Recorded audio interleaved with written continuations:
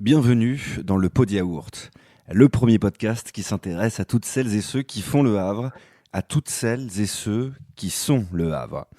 Le plus souvent possible, je vais recevoir à ce micro des artistes, des sportifs, des entrepreneurs, des créateurs de contenu, des cuisiniers, des écrivains, bref, tous ceux qui font briller notre chère et tendre ville et qui nous rendent chaque jour un peu plus fiers d'être havrais.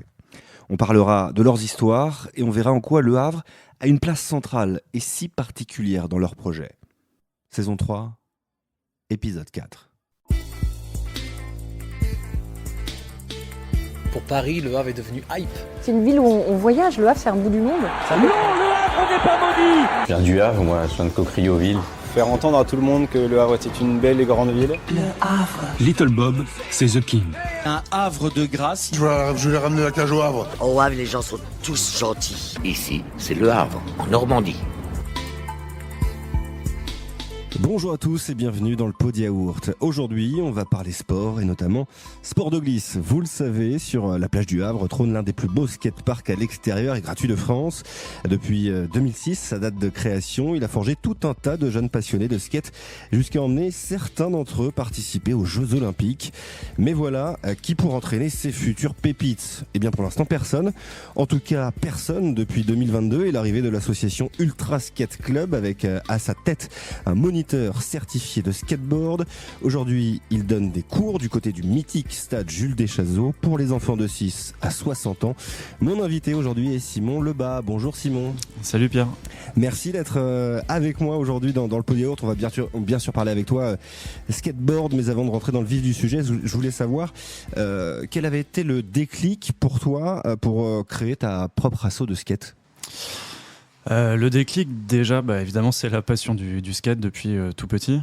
Et après, il y a eu quand même le Covid qui a fait une belle pause et qui m'a permis de me rendre compte qu'en fait, je voulais vivre du skate. Alors après, en vivre, souvent, on imagine être pro. Compétition. Ouais. Et pour moi, être pro, c'était pas possible parce que, voilà, c'est juste que c'est comme ça, quoi. Et il y avait tout le côté pédagogique que j'adorais. J'avais déjà fait des initiations avec des colonies de vacances, avec des assos aussi. Enfin voilà, donc il y a eu vraiment ce petit temps qu'on a tous eu pendant quelques mois. On a tous remis nos vies en question et moi, ça a été de me dire, ok, en fait, ce que j'aime dans la vie, c'est le skate. Et je veux vivre du skate et je veux être, entre guillemets, mon propre patron et faire quelque chose que j'aime vraiment, qui me fait vivre. Et ça a été une longue réflexion, comme tu le dis, là, pendant le Covid, ou alors ça a été assez rapidement une évidence de te dire, bon, allez, c'est bon, là, je me lance. En fait, j'avais déjà eu un projet en arrivant au Havre de me dire je veux faire un bar avec une rampe de skate. Ouais. Parce que j'ai vécu en Allemagne et il y avait un... Ça existe. Ouais, ça existait. C'est une sorte de MJC avec une rampe de skate et je me suis dit je reviens en France, je fais ça. Ok. Finalement, j'ai bossé en bar. J'ai vu que je voulais pas forcément bosser... m'occuper d'un bar et du coup pour moi la solution c'était de monter un club de skate. En fait je pense que je suis tombé sur une page Insta d'un club à Saint-Étienne et je me suis dit mais en fait c'est ça que je veux faire, quoi. Je pense avoir un petit peu la fibre pédagogique. Et ce qui est bien dans un club de skate, c'est que au-delà de donner des cours, d'entraîner, en fait il y a vraiment la transmission de la culture skate aussi. Parce que le skate, c'est pas que le côté sportif ou compétitif qu'on peut voir en ce moment, surtout avec les JO, ce qui est très bien aussi, hein, ça a toujours fait partie du skate. Mais il y a toute une culture que les gens connaissent, que ce soit dans la musique, dans la vidéo, la photographie, même les jeux vidéo, en fait, c'est très large. Et donc voilà, ça a été, pour moi, le skate, c'est ma vie et je trouve ça trop important en fait de transmettre cet amour-là. Et je le vois aujourd'hui avec des jeunes qui sont, le moment où ils sont piqués par le skate, il y a tout un monde qui s'ouvre à eux et c'est génial de voir ça. On en a discuté tout à l'heure en off. On sait que Le Havre est une ville, je vais pas dire une ville de skate, mais en tout cas adaptée pour la pratique du skate. Avec, j'en parlais, le beau skatepark qu'on a à la plage. Ça t'a surpris? En tout cas, moi, ça m'a surpris qu'il n'y ait pas de club de skate. Est-ce que toi aussi, ça t'a surpris? Non, ça m'a pas surpris parce qu'en fait, les clubs de skate, évidemment, ça existe depuis Ça existe depuis un petit moment dans pas mal de villes françaises. Il y en a pas dans toutes les grosses villes, mais ça commence à arriver. Donc pour moi c'était normal. Enfin c'était normal. C'est pas un truc dont on a l'habitude, surtout en Normandie, d'avoir des clubs de skate. En fait, c'est une des régions où le skate, il y a beaucoup de skateurs et skateuses, mais finalement la pratique est pas si développée que ça. Surtout parce que il y a pas de réel skatepark couvert, à part à Rouen. C'est un peu la seule ville où ils ont un skatepark couvert, mais sinon c'est très peu développé en fait. Et qui dit skatepark couvert dit club de skate en fait, parce que c'est-à-dire qu'on peut s'entraîner à l'année. Ouais. On sait qu'il pleut ici et c'est compliqué tout de suite. C'est compliqué. Et donc après c'est vrai que comme tu dis, Le Havre c'est une ville de glisse. Par exemple, moi je suis pas havrais d'origine, je suis de l'autre côté de l'eau dans le Calvados. On va en reparler, t'inquiète pas. on a tous nos défauts. Et en fait, moi je vois Le Havre. Enfin, je connaissais Le Havre par les vidéos et les magazines de skate. Ok. Parce qu'en fait, Le Havre, notamment avec le spot du volcan, alors aujourd'hui il est plus praticable. Ouais. Mais c'était le spot qu'on voyait dans les vidéos. Et en fait, pour moi, Le Havre ça me faisait rêver par le skate, ce qui est assez incroyable. Tu le disais, donc tu as monté ce club de skate, Ultra Skate Club. Est-ce que tu es arrivé tout seul? Est-ce que tu es arrivé entouré? Maintenant, comment tu gères ça au quotidien? Alors évidemment, le club, c'était une idée qui venait de moi. Après, j'ai réussi à m'entourer de pas mal de personnes différentes, de mon entourage très proche. Et il y a surtout une personne qui m'a beaucoup aidé, qui est le trésorier du club, qui est Maxime Lehoux, c'est le manager de Quicksilver, le magasin très bien. Quicksilver du Havre. En fait, Quicksilver cherchait à développer, à mettre en place des cours de skate. Et au même moment, je commençais à ma formation pour être éducateur sportif et faire des cours de skate. Et en fait, c'est arrivé au même moment. Donc en fait, nos chemins se sont croisés comme ça. Et lui, la magie du hasard. Ouais. Lui m'a proposé une collaboration, vraiment un soutien, une sorte de sponsoring. Et du coup, on a monté ça ensemble. Donc ouais, beaucoup avec Maxime, et sinon avec tout mon entourage proche, quoi. T'en as parlé tout à l'heure un peu. T'as commencé un petit peu à en parler des valeurs du skate. Quelles sont pour toi les valeurs du skate autour desquelles tu aimes rassembler tes élèves? Déjà le partage, la bienveillance pour moi c'est la clé. S'il y a un mot d'ordre du club, c'est vraiment la bienveillance.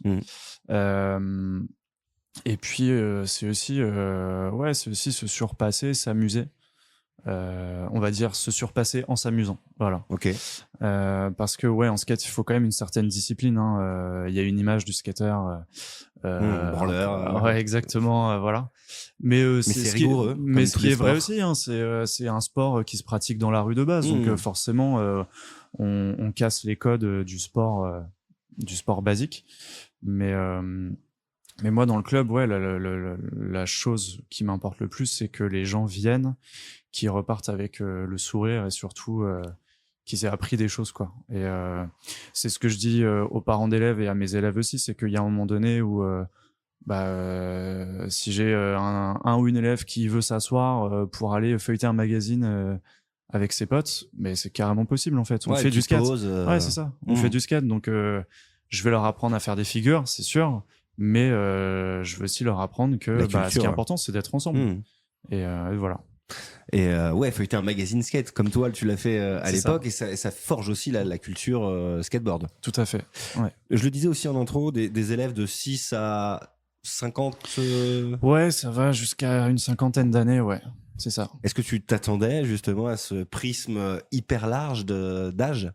Ouais, parce que dans le skate, ce qui est assez marrant, c'est que c'est une pratique qui se fait avec des personnes d'âge vraiment très différents, très variés. Il y avait une interview d'un skater pro, Kevin Spanky Long, qui est pro depuis pas mal d'années. Lui maintenant doit avoir 35-36 ans. Et en fait, il expliquait que ses collègues de travail avaient 12 ans. Et du coup, je trouvais ça marrant et je me suis dit, bah ouais, c'est ça le skate en fait. Et donc non, je trouvais pas ça très étonnant parce que il y a les petits de 6 ans qui vont vouloir apprendre le skate et il y a les plus vieux, soit qui veulent apprendre parce que ça a toujours été un rêve, soit ils en ont fait dans leur jeunesse et ils veulent reprendre. Et c'est ça qui est trop bien et c'est ce que j'aime dans le club, dans Ultra Skate Club, c'est que justement on permet tout ça. Et est-ce que toutes ces tranches d'âge sont mélangées ou alors c'est cloisonné, les jeunes avec les jeunes, les plus vieux avec les plus vieux? Alors ça a été mélangé au début et je me suis rendu compte que c'était quand même assez compliqué. Ouais. Donc maintenant c'est cloisonné, on va avoir des cours, ça va être par tranche d'âge, ça va faire du 6-10 ans, 10-14 ans, 14-18 ans et ensuite 18 et plus. Après il y a aussi des cours particuliers, donc là moi j'ai déjà eu une mère qui est venue avec son fils.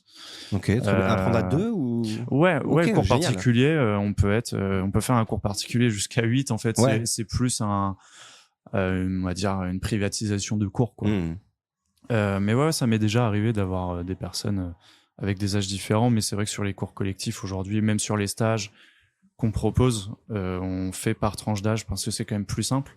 Après, dans les tranches d'âge, il y a des niveaux. Je vais avoir débutant intermédiaire et professionnel. Ouais, on va dire avancé. Et là, il y a une nouveauté cette année, c'est qu'on fait des cours filles. Ok. Exclusivement? Alors, ouais, exclusivement filles. Jusqu'ici, je voulais toujours faire mixte parce que justement, je me disais bah non, il faut de la mixité. Le truc, c'est que sur les sessions de skate, sans qu'il y ait de cours ou quoi que ce soit, en fait, c'est quand même beaucoup de garçons. Et il y a pas mal de filles qui hésitent ou qui alors je sais pas si c'est de la peur qui n'osent pas, ouais, peut-être. Ouais, voilà, qui n'osent pas. Et en fait, après avoir discuté avec des skateuses qui ont peut-être skaté dans d'autres clubs en France, me disaient bah tu sais les cours exclusivement filles, c'est important justement pour permettre derrière de se sentir un peu mieux. Donc je me suis dit bah go, on se lance et on voit ce que ça donne et c'est vrai que ça fonctionne bien. Et là, t'as déjà de nombreuses inscrites pour pour cette saison? Ouais, carrément. En fait, j'ai autant d'inscrites filles que garçons sur le club. Ok. Et par exemple, quand je fais des initiations, parce que je fais des initiations aussi à l'université, enfin avec l'université et à l'université pour des événements, et c'est assez marrant, mais c'est que des filles, quoi. Ouais. Il y a vraiment sur, on va dire, 20 personnes, il va y avoir 18 filles et 2 garçons, quoi. Aujourd'hui, tu fais ta 3e rentrée à l'Ultra Skate Club, c'est bien ça? C'est ça. Aujourd'hui, combien tu as d'élèves? Alors là, j'ai pas remis le nez dedans, mais on doit être je pense qu'on est à 50 élèves à peu près en cours collectif. Après, il y a les cours particuliers, il y a tous les stages, les initiations qu'on fait, donc je pense qu'à l'année, on doit être plus autour de 70-80. Et après, je fais aussi des cours dans les écoles, les centres de loisirs. Donc, mais en tout cas, cours collectif, ouais, ça fait une 50aine d'élèves. Et est-ce que depuis ta première saison, les inscriptions n'ont cessé d'augmenter? Ouais, c'est assez impressionnant. Il y a toujours eu du monde, donc ça, c'est quand même une très bonne chose. Mais au tout début, je proposais peut-être 2-3 cours à la semaine. Après 4-5, et aujourd'hui, je sais plus, je pense qu'on est à quasiment d'être entre 10 et 14 heures par semaine. Et ouais, ça ne cesse d'augmenter. On a des créneaux pour cette année. Je crois qu'au bout de même pas une semaine, ils étaient remplis, quoi. Et tu me le disais aussi tout à l'heure, ça marche tellement bien qu'il te faut un coup de main maintenant. Ouais, tout à fait. Il me faut un coup de main parce que, comme je l'expliquais, on travaille aussi avec des écoles. Avec l'université et le truc c'est qu'un club de skate c'est pas que des cours de skate, c'est aussi les préparer, c'est aussi s'occuper du local parce qu'on a un local à Deschazos comme tu disais au début, c'est aussi tout le côté administratif, répondre aux mails, aux appels à projets, faire les dossiers de subvention, parce qu'en fait on est aussi sur des événements, enfin voilà, il y a un club de skate, c'est vraiment un travail à temps plein. Donc aujourd'hui, ouais, je fais passer des formations pour des moniteurs et monitrices, alors de manière bénévole pour le moment, pour qu'ils m'aident au moins sur les stages ou sur les événements. Ou alors si à un moment donné je suis en déplacement, bon bah je sais que je peux laisser un cours à quelqu'un de confiance. Et puis même un club, en fait, si on veut qu'il grandisse, il faut que l'équipe s'agrandisse. Et t'as reçu beaucoup de personnes intéressées justement pour t'aider dans cette tâche. Alors là, il y avait 7 personnes. Mais ce qui est drôle, c'est que le fait qu'on l'ait fait, j'ai eu des demandes pour le repasser. D'accord. Donc voilà. Et j'ai eu des personnes de Caen et de Barentin parce qu'en fait, là, on est en train d'ouvrir un club à Caen. Ok. Et on va aussi ouvrir un club à Barentin. Voilà. Alors pourquoi Barentin? Alors quand je comprends, Barentin, pourquoi pas Rouen? Non, Rouen, parce qu'il y en a déjà un. parce que il y a un skatepark qui est en train de se construire à Barentin, à la friche Badin. Ok. Extérieur? Ouais, okay. Extérieur.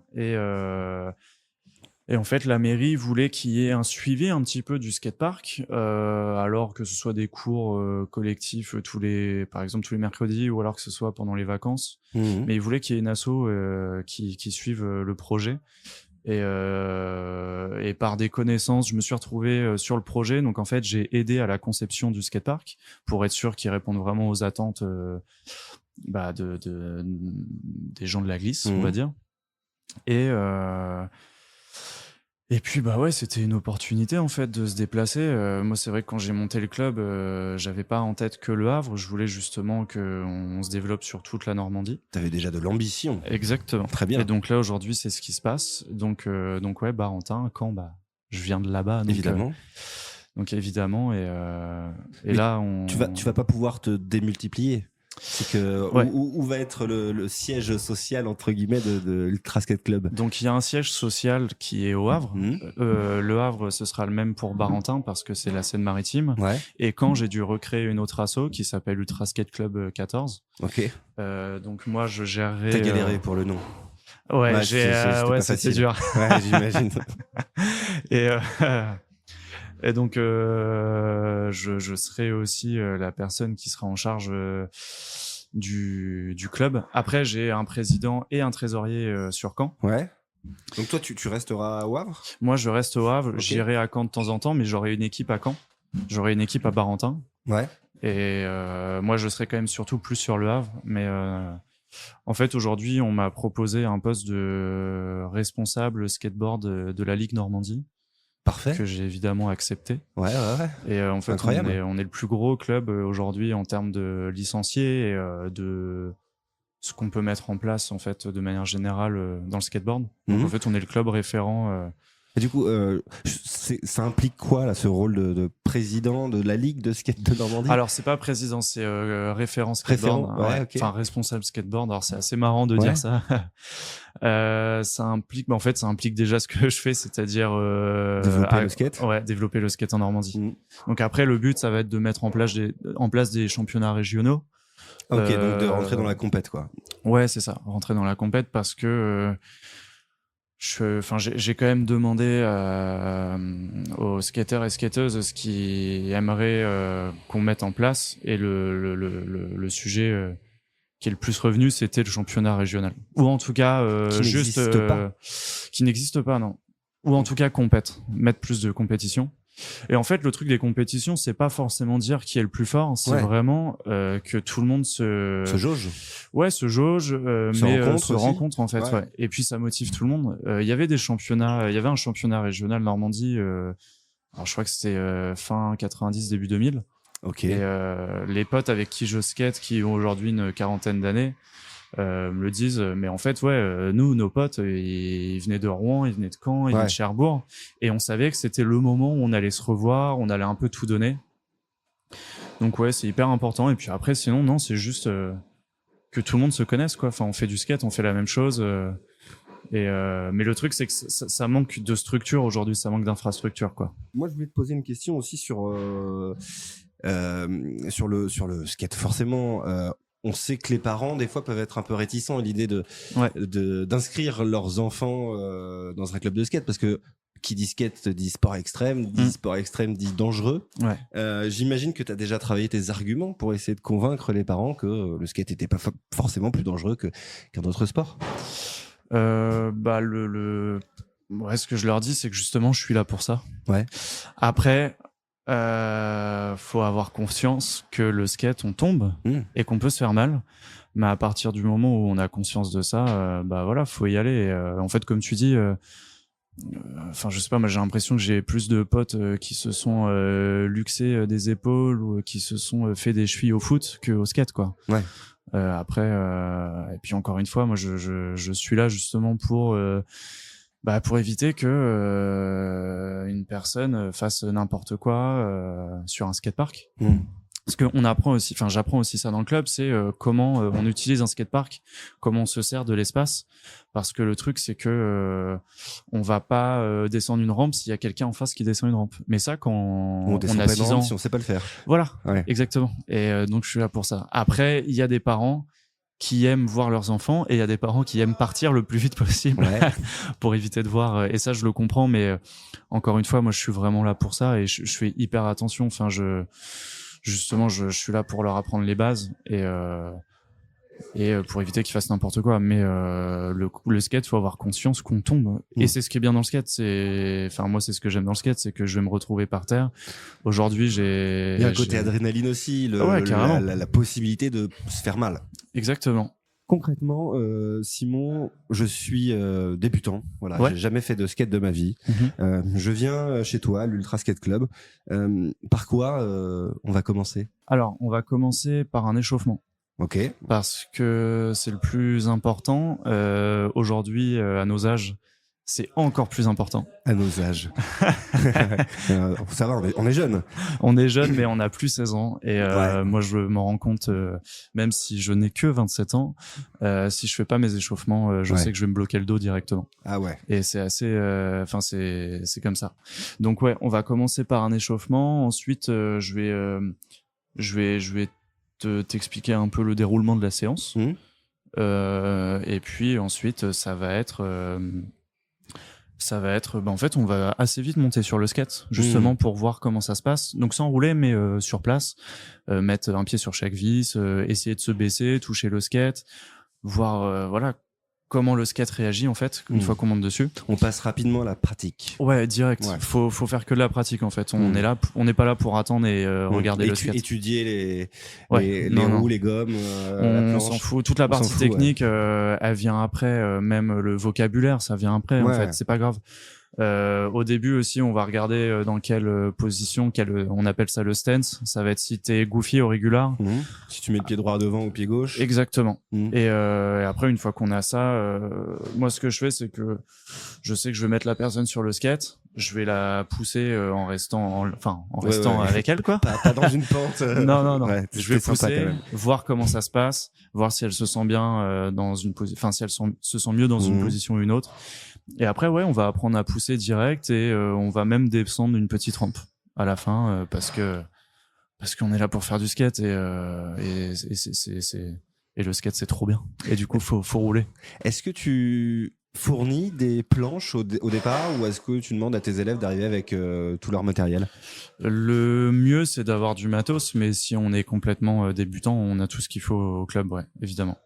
Qu'est-ce que tu conseilles comme planche, comme matériel, comme pour débuter ? Parce que j'imagine qu'il y a tout et n'importe quoi, comme dans tous les sports, quoi. Ouais. Ça dépend ce qu'on veut faire. Il y a des personnes qui vont vouloir faire que de la balade, par exemple. Là, je conseillerais plutôt des planches de type cruiser. Donc cruiser, c'est pour faire de la balade.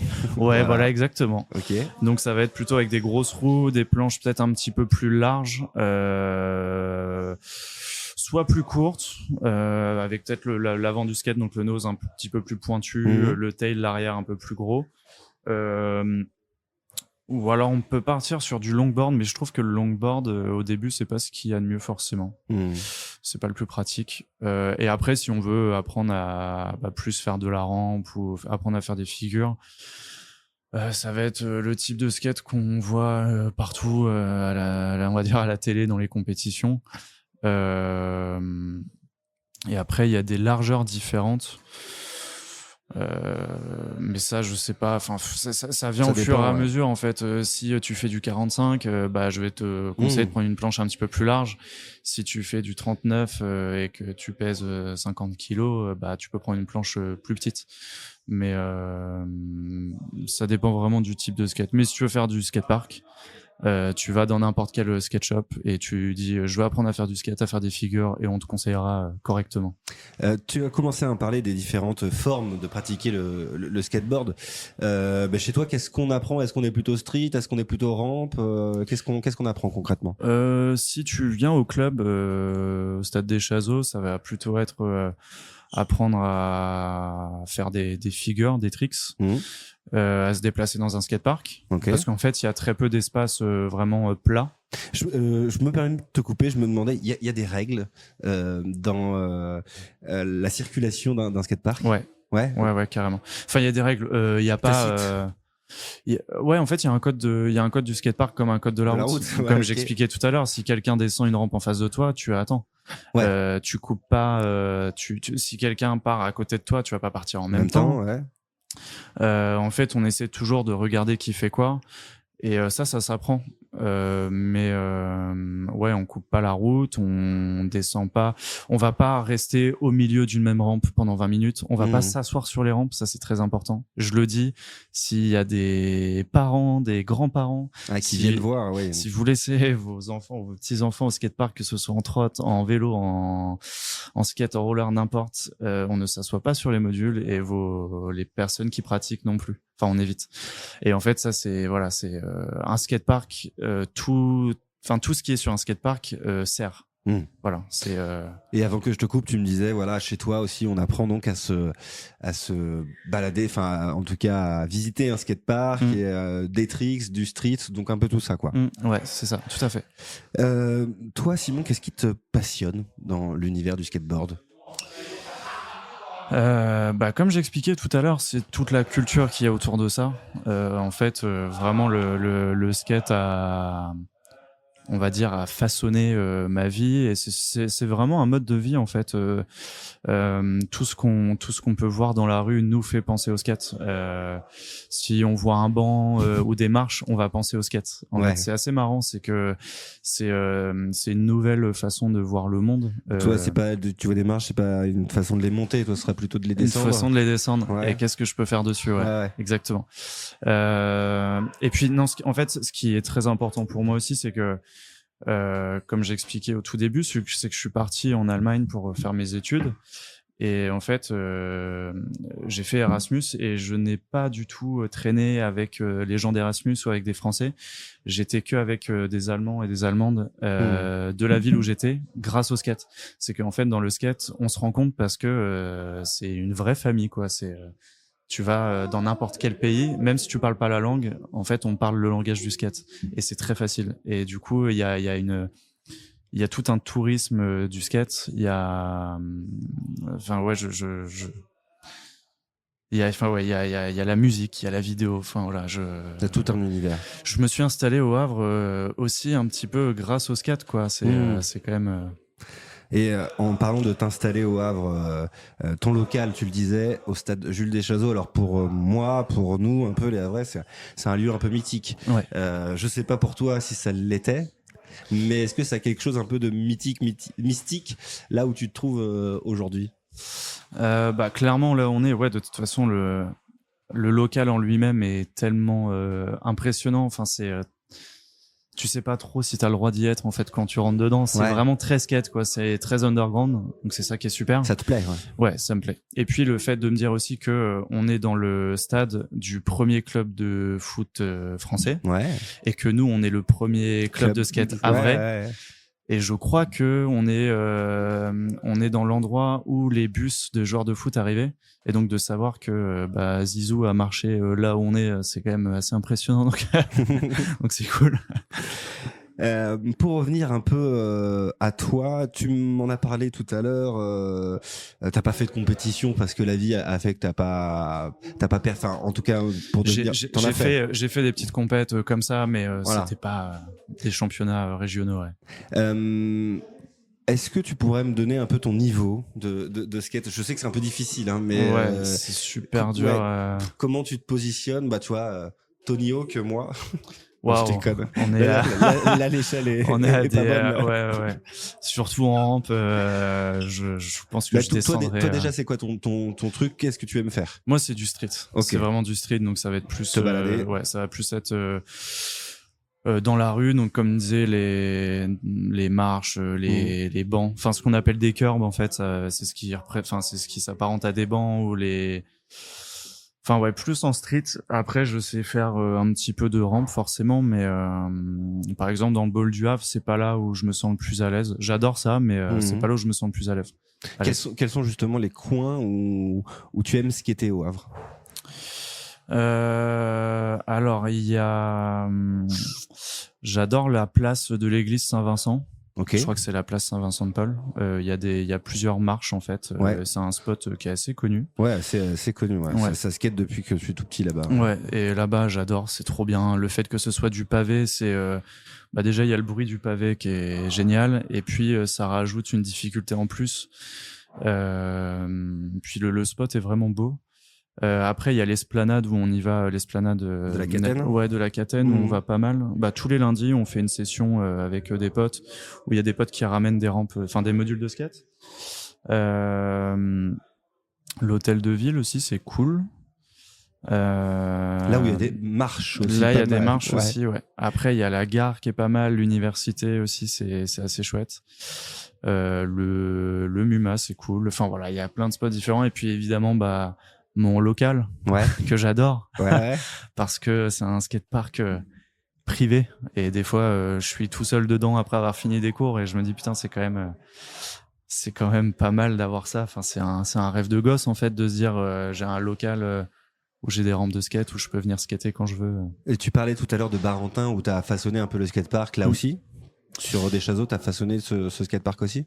Ouais, c'est une entreprise. Alors, il y a une entreprise qui conçoit des skateparks en France.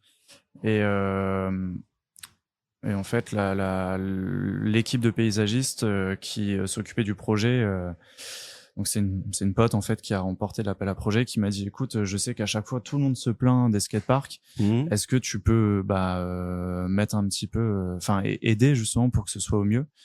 Et tant mieux, parce que alors c'est pas du tout pour dire que l'architecte faisait n'importe quoi, mais c'est vrai que ça correspondait pas à ce que nous on attend en tant que pratiquants.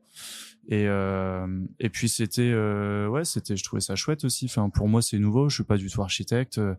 C'est vrai que c'est facile de se plaindre à chaque fois et dire ça va pas, ça va pas, et on se rend compte en faisant que c'est super dur de le faire. Mais j'ai tellement d'idées depuis très longtemps que je trouvais ça important de le faire. Et comme aussi dans notre club, c'est que des modules en bois qu'on peut facilement bouger. Enfin facilement, ça prend du temps, mais voilà, il y a juste à dévisser, démonter et bouger. Et en fait, le club il bouge tout le temps. Enfin depuis qu'on l'a, je pense qu'on l'a aménagé 5-6 fois quoi. Ouais. C'est ça qui est cool, c'est que sûrement ce qui plaît à tes élèves aussi de pas voir toujours le même terrain de jeu. Ouais, tout à fait. Je t'ai dit qu'on allait forcément aborder le sujet. Tu es normand, mais tu n'es pas du coin. Enfin du Non. coin. En tout cas pas Sénomarin. Exactement. Tu es de Caen. Raconte-nous un peu ce qui t'a amené au Havre. Alors, ce qui m'a amené au Havre, alors je disais tout à l'heure, c'est déjà le skate quand même, c'est de voir tout le monde skater. Faut savoir que je connais le Havre depuis quand même un petit moment. Les premières fois où je venais, c'était en hiver. Ok. C'était pas marrant. Ouais. J'étais pas archi fan. Très bien, mais t'inquiète pas, c'est la prochaine question. Ne me spoil pas. Et après, je suis revenu en été et j'ai trouvé, c'est comme si la ville s'était transformée. Je suis arrivé aussi au moment où le Havre était en train de changer. En quelle année? 2022?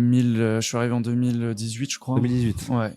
Donc après les 500 ans, effectivement, il y avait une dynamique assez intéressante. Ça fait 6 ans que je suis au Havre.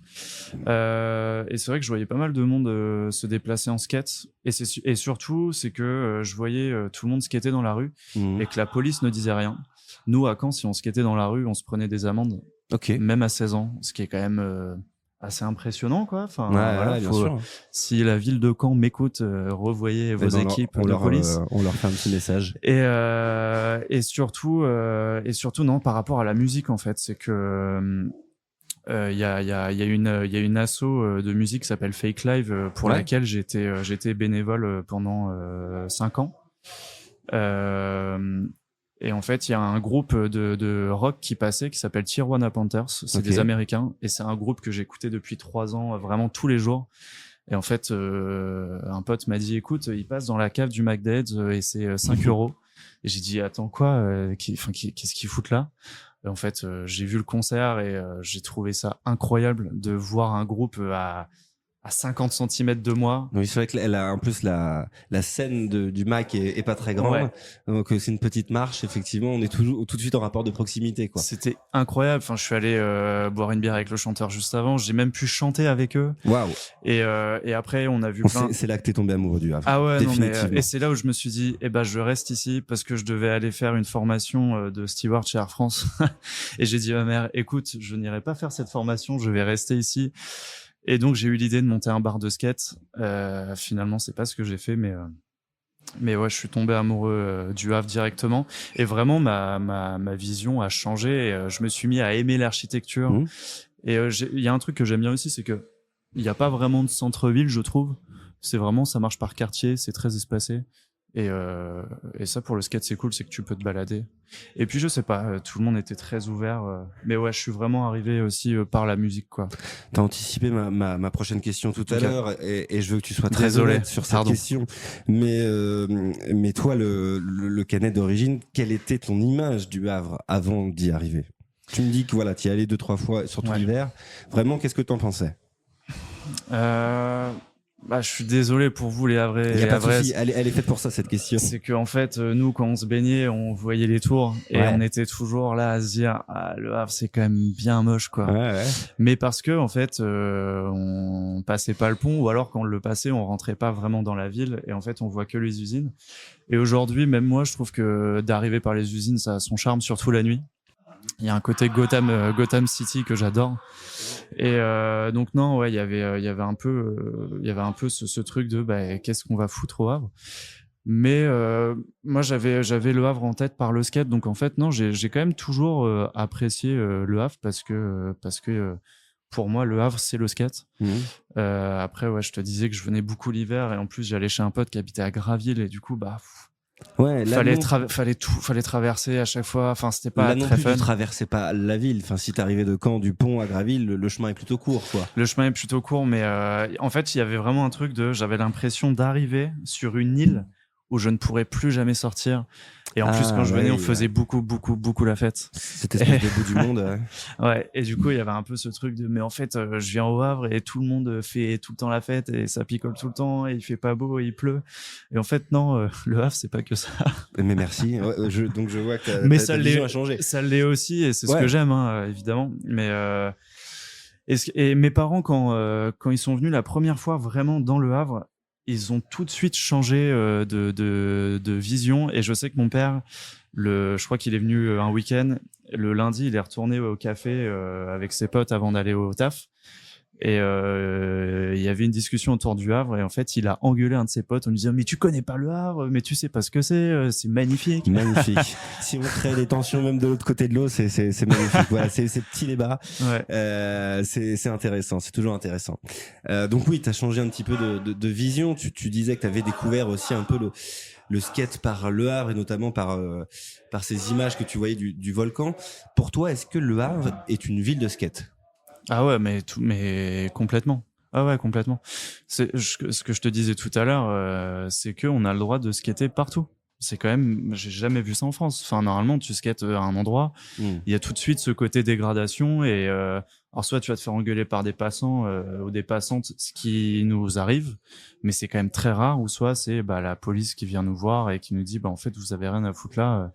Et là c'est pas le cas ici, donc c'est moi je trouve ça assez chouette. Et encore une fois, c'est très dommage d'avoir mis des pavés sur la place du volcan. Mais non, sinon il y a quand même plein d'autres spots. Et en fait, alors, je sais pas du tout pour me lancer des fleurs, mais c'est vrai que le club a permis de rassembler les Tous ces skateurs gens-là, et de ouais. remotiver un petit peu tout le monde. Et aujourd'hui, on a une scène skate qui est de plus en plus grande. Donc, comme je disais, tous les lundis à l'Esplanade, il y a une session. Et hier soir, j'y étais. En fait, en arrivant, j'ai halluciné. Il y avait tellement de monde et ça va de 10 à 47 ans. C'est trop bien. Donc ouais, Le Havre est une ville skate, carrément. Le Havre, je le disais aussi, skatepark, un des skateparks extérieurs gratuits les plus intéressants de France.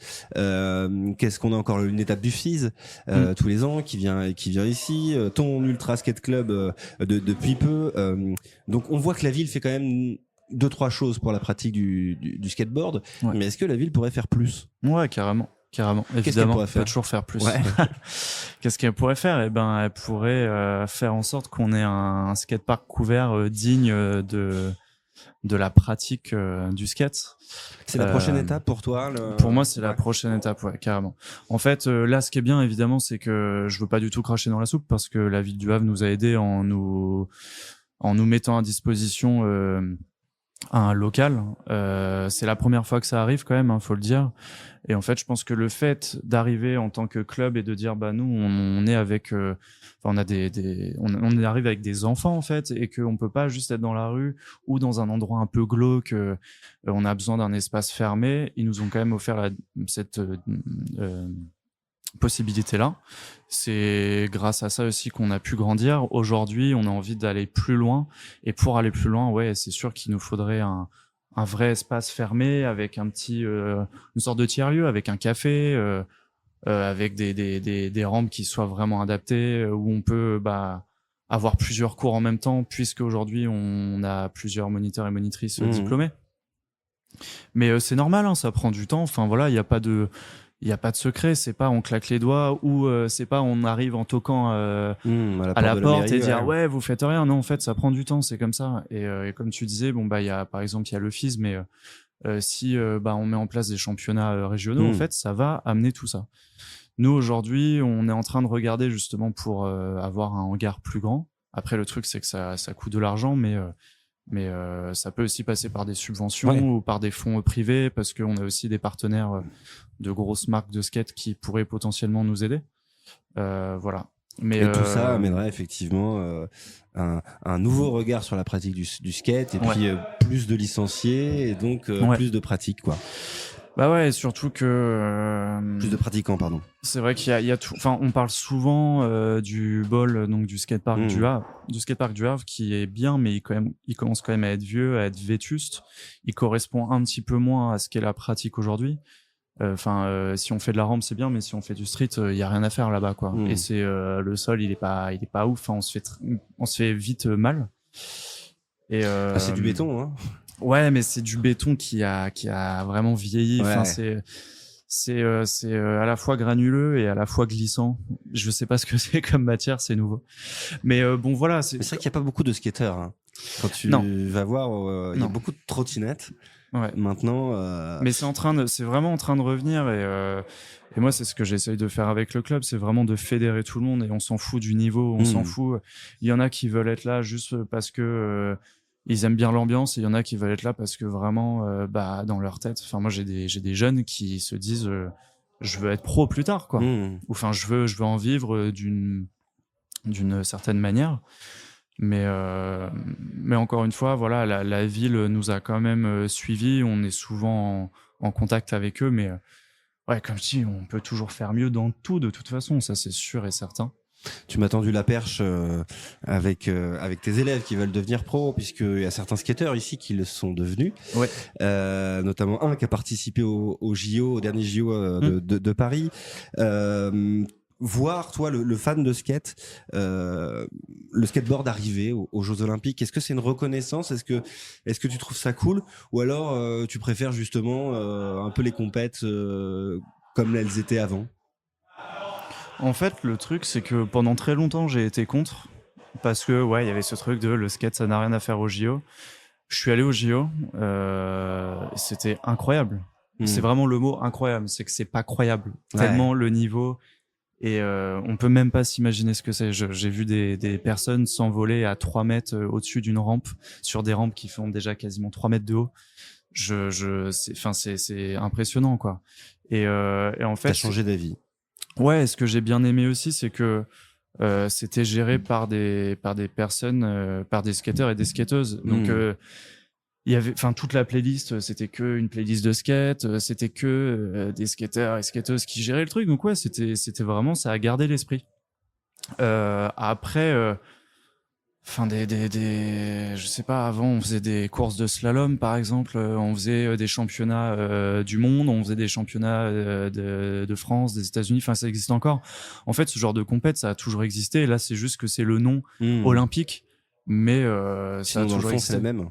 Ouais, et puis des compètes entre potes, ça existera toujours. Et c'est ça qui est bien dans le skate, c'est que justement, on n'enlèvera jamais la vraie nature ce qu'est le skate. Et les skateurs et skateuses qui ont fait les JO, ça reste des personnes qui skatent aussi tout le temps dans la Bah rue, ouais. quoi.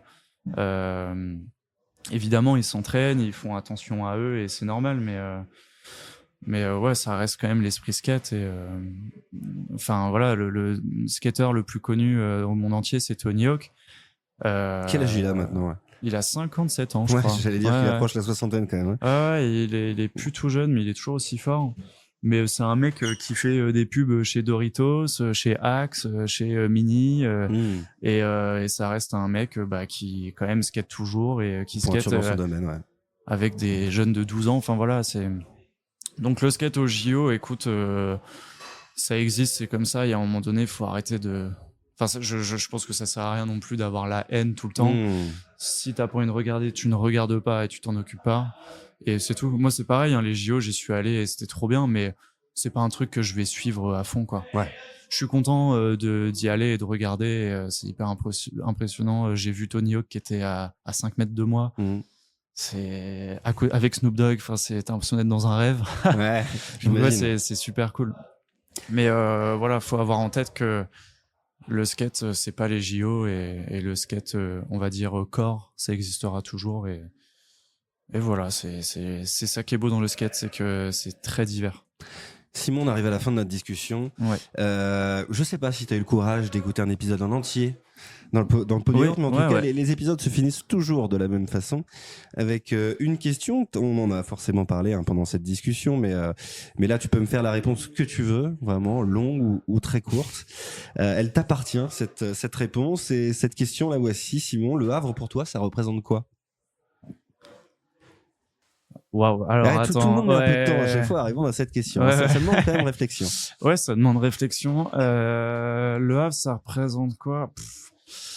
Ça représente quand même énormément de choses. Parce que ouais, moi je suis arrivé, comme je disais, je suis arrivé il y a 6 ans. Ça fait peut-être un peu niais, mais ça représente. Alors comment expliquer ça? La possibilité de faire ce qu'on aime. En tout cas pour moi, personnellement. Je suis quand même arrivé. Je suis arrivé un peu à l'arrache. J'ai posé mes valises vraiment du jour au lendemain. Du jour au lendemain, j'ai fait un service civique dans l'art, un monde que je ne connaissais pas du tout, et j'ai adoré. J'ai fini mon service civique avec un CV en poche. Je voulais aller poser un CV, je crois au Trappiste, c'était fermé, et du coup je suis rentré chez moi, et en fait sur le chemin j'ai vu qu'il y avait un bar, le Vinyle, qui était ouvert. Je suis allé les voir et ils m'ont dit mais c'est marrant parce qu'on cherchait quelqu'un, ils m'ont pris direct. Et juste après le Vinyle, j'ai monté mon club de skate. Enfin, en fait, ça a été vraiment une succession de choses où tout a été très facile. Alors très facile, évidemment, j'ai quand même bossé pour tout ça, surtout pour le club de skate. Faut pas croire, le club de skate, je ne fais pas, je fais quasiment pas de skate. C'est beaucoup de préparation, mais ouais, ça a été pour moi le Havre. Ouais, c'est vraiment beaucoup de possibilités. C'est aussi très associatif parce que alors moi je suis dans un milieu de potes, c'est peut-être un microcosme, mais on est tous dans des assos. Soit on a créé des assos, soit on est dans des assos très culturels ou artistiques. Le Havre, c'est aussi la fête. C'est aussi la fête, et puis c'est le calme. C'est une ville qui est calme. C'est bien. J'habite en plein centre-ville et il n'y a pas de bruit, quoi. Et je viens de la campagne, hein, je viens pas de Caen, je viens de la campagne. Et je ne pourrais plus habiter à la campagne, mais j'aime le calme de la campagne. Et du coup, au Havre, il y a tout ça, ouais. Voilà. Bah écoute, merci beaucoup Simon. Merci à toi, merci beaucoup pour l'invitation. Bah avec grand plaisir, merci d'être venu jusqu'à moi pour parler de ton association de skate, ton club de skate, donc je le rappelle, Simon Lebas, président, c'est ça Alors non, je suis pas le président de l'asso, moi je suis moniteur et créateur. Ouais, je suis moniteur, fondateur et on va dire gérant. Voilà, gérant moniteur et fondateur de l'Ultra Skate Club au Havre. Donc, si vous voulez aller le voir passer, hein, forcément au stade de Jules Deschazos, il y a encore possibilité peut-être de s'inscrire si vous êtes intéressé par le skate. Il y a possibilité de s'inscrire en cours collectif. On a encore quelques places en cours particulier sur les stages de vacances, mais aussi, on fait aussi des sessions libres. Ce qu'on appelle les sessions libres, c'est en fait, c'est pas des cours, mais on a des créneaux où les gens peuvent venir juste pour skater. On ouvre les portes du skatepark, on demande juste une participation de 3 €. Et en général, c'est des créneaux de 4 heures et voilà, tout le monde peut venir skater et c'est une très bonne ambiance. Ouais. En toute liberté, n'hésitez pas à passer à l'Ultra Skate Club pour vous inscrire ou pour faire un petit peu de skate, rencontrer Simon et toute son équipe. Voilà, en tout cas, encore une fois, merci Simon d'avoir été à ce micro et puis nous on se retrouve très bientôt pour un nouvel épisode dans le Pod Yaourt. Ciao. Merci Pierre.